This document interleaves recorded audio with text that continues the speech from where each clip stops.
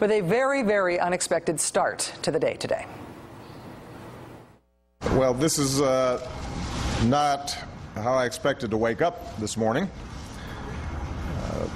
After I received the news, Malia walked in and said, Daddy, you won the Nobel Peace Prize, and it is Beau's birthday.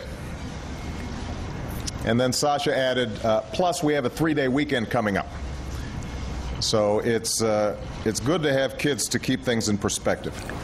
President Obama, the 2009 Nobel Peace Prize laureate, has Sasha and Malia to keep things in perspective for him. The rest of us, turns out we're not so lucky.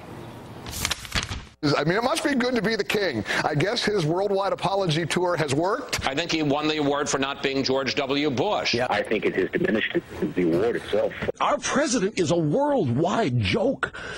Folks, do you realize something has happened here that we all agree with the Taliban and Iran about, and that is he doesn't deserve the award?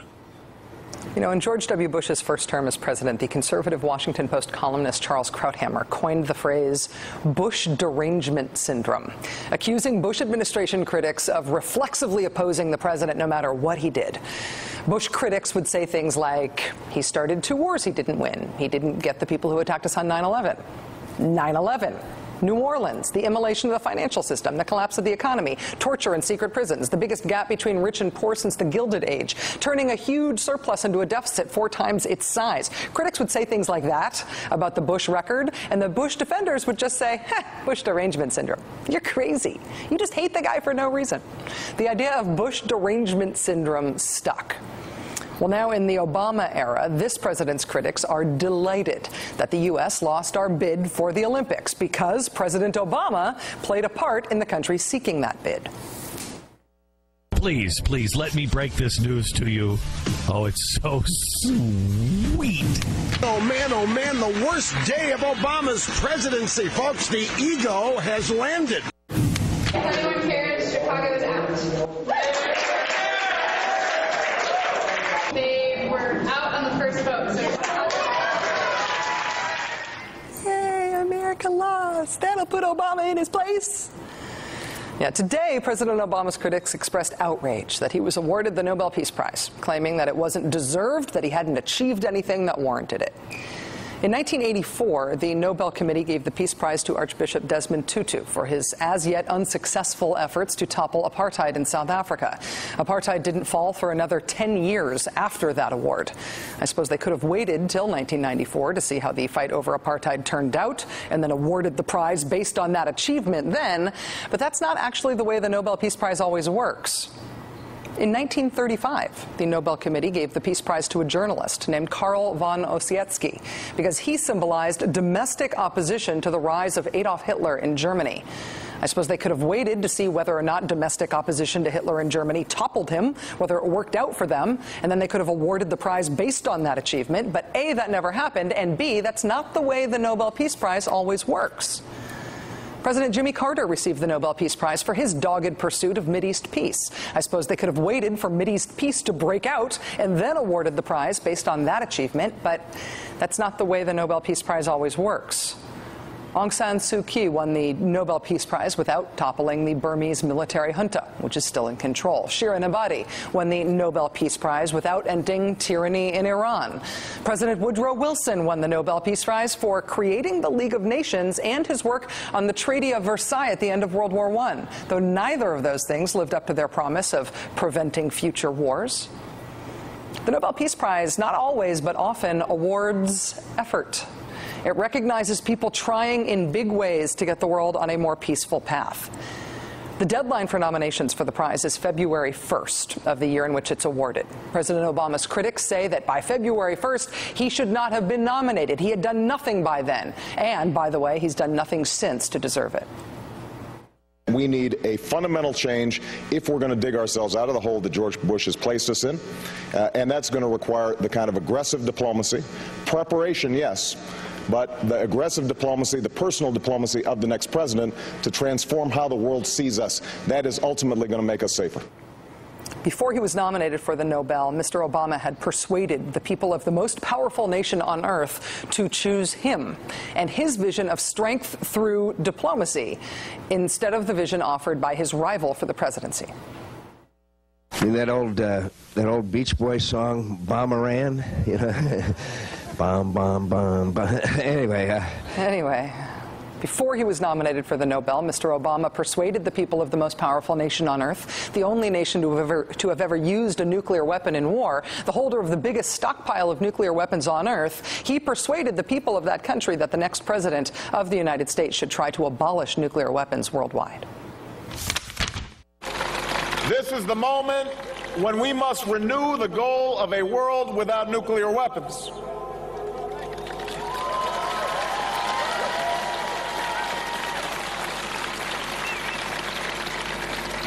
The two superpowers that faced each other across the wall of this city came too close, too often, to destroying all we have built and all that we love. With that wall gone, we need not stand idly by and watch the further spread of the deadly atom.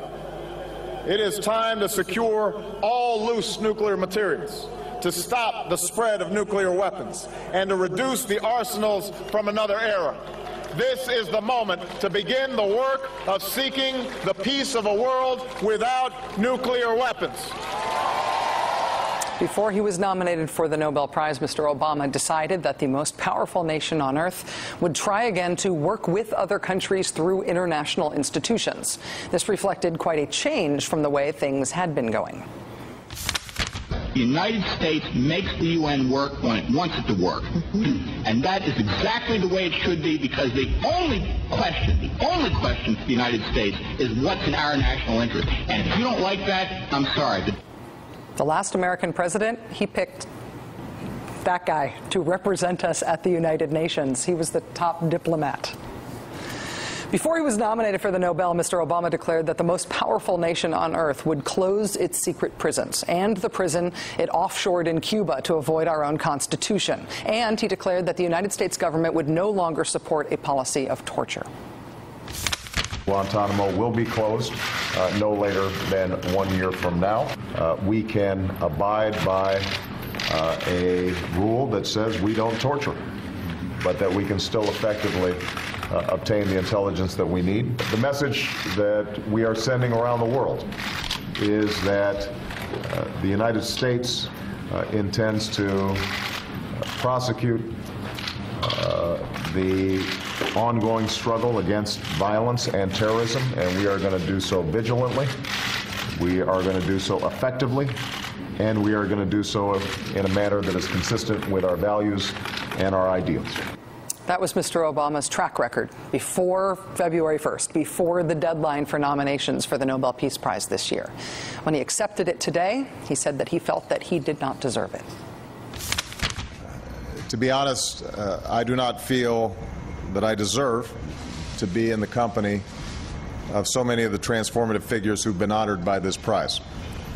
Men and women who've inspired me and inspired the entire world through their courageous pursuit of peace. But I also know that this prize reflects the kind of world that those men and women and all Americans want to build. A world that gives life to the promise of our founding documents.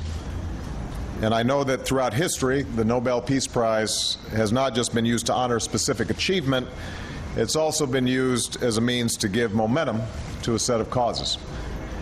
And that is why I will accept this award as a call to action, a call for all nations to confront the common challenges of the 21st century.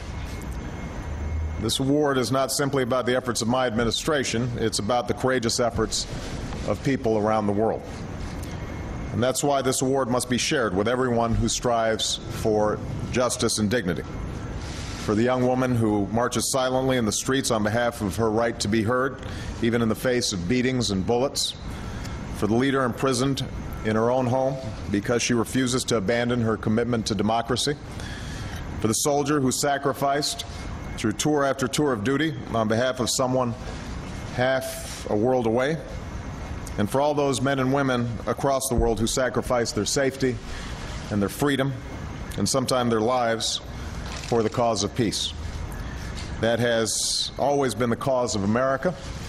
That's why the world has always looked to America. And that's why I believe America will continue to lead. And he says the young woman who marches silently in the streets, he's talking about Neda Agha Sultan, who's, of course, martyred in the Iranian opposition movement. When he talks about the leader imprisoned in her own home, he's presumably talking about Aung San Suu Kyi, the leader of the opposition to the military junta in Burma. When he says the soldier who sacrifices on behalf of someone half a world away, he's presumably talking about the American soldier. President Obama's critics railed today that winning the Nobel Peace Prize is somehow an insult, that international encouragement and hope for success for an American president is something to be ashamed of. I never thought that I would quote Charles Krauthammer, but Obama derangement syndrome appears to be upon us. The American president just won the Nobel Peace Prize. By any reasonable measure, all Americans should be proud.